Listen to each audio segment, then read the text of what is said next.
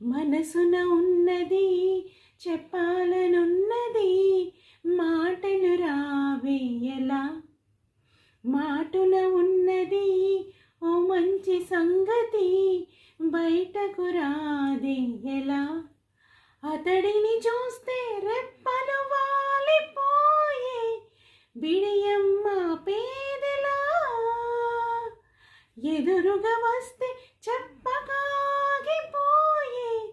తలపులు చూపేదలా. ఒకసారి తరిచేరి ఎదగొడవేమిటో తెలపకపోతే ఎలా. మనసున ఉన్నది చెప్పాలనున్నది, మాటలు రావేయలా. మాటున ఉన్నది ఓ మంచి సంగతి, బయటికి రా.